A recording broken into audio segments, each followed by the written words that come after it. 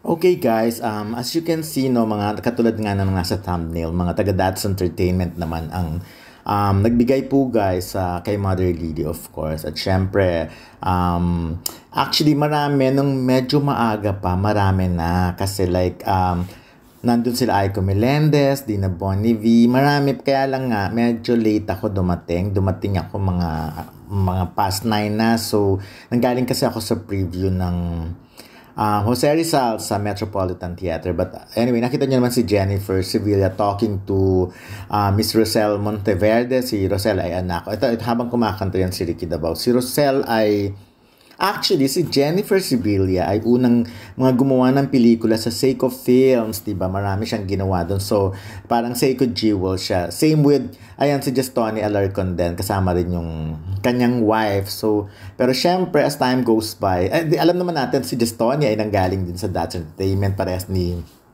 Jennifer Sevilla. Pero sa mga ganito namang sitwasyon, wala na yung mga company.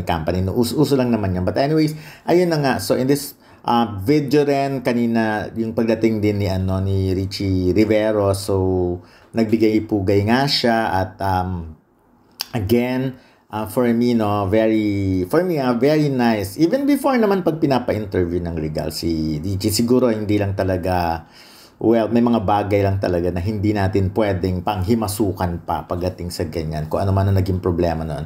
But anyways, ayan, very naman siya, tahimik lang at magalang naman.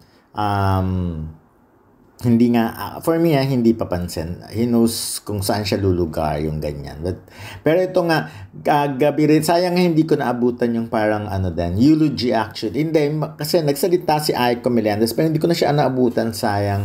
So, lang ako na medyo natuwa lang ako kasi nakita ko yung medyo mga nakasabayan ko rin halos sa showbiz. Again, yung mga taga That's Entertainment, like, pero bago yon, eto nga si Ricky Dabao, kumakanta siya ng second song niya na ito kasi nagbiro siya ng more at binigay naman yung hiling niya. Nag-more din talaga. Sabi niya kasi, wag niyo akong hiritan ng more dahil hindi ako tatanggi. Ayan na nga. So, si Federico Moreno, anak ni Kuya Germs, of course. Si Herlene Bautista, kapatid ni Herbert Bautista.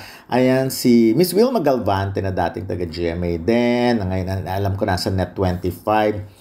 Yan, si Rosel Monteverde, again, in-entertain, of course, sa mga taga-Dats. Ayan, nakita naman natin, itong naka-blue ay si Ana Abiera, so taga-Dats Entertainment din, malapit na kaibigan ni Gretchen Barreto, of course. Ayun, ni isa ay si Eileen Mulak, di ba? Ayan. So, ayun, nakita again si Justoni. Ito mga relatives talaga to ni Mother Lily. Ayun, anyways, ayan na.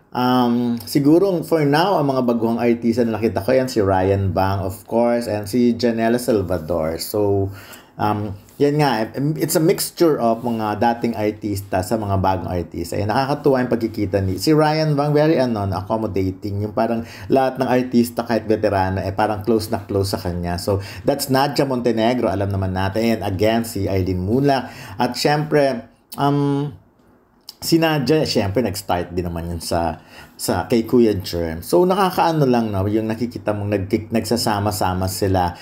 Meron kasi silang chat group, mga taga-That's Entertainment. Actually, di ba, meron nga sila mga Monday, Tuesday, Wednesday, Thursday, and Friday group sila. Meron silang chat group. At lagi silang nagre-reunion. So, eto, by the time, siguro nag-uusap sila kung kailan sila pupunta. Ay, nakita natin si JP De Guzman na napakaliit pa nung araw, diba? So, ang bilis-bilis ng panahon, talagang tumatanda na tayong lahat. Nakita niyo dumaan si Pamela Baranda kanina, nasa Viva pa rin daw siya. Again, that's Jennifer Sevilla. Ayun, that's Pamela Baranda, Eileen Bautista, Federico Moreno, Eileen Mulak, Nadia Montenegro, and Ryan Bang. Yan, ina-identify ko na kasi may mga nagre-reklamo, hindi ko raw minimension ng mga pangalan ng mga iba. Hindi raw yan. Again, si Ana Viera. So, ayan na. Para hindi na nagre-reklamo yung iba. At saka wala na akong masyadong kita mo si Ryan Bang, di ba? Very accommodating. And parang very chika siya sa lahat ng mga artista, mapabago man o mapaluma. So, ganyan dapat. Yung kahit hindi mo sila nakakasama madalas, talagang pag nagkita kayo, dapat magbatian pa rin. That's Richie Rivero pa rin. Parang patapos na siya, galing na siya doon.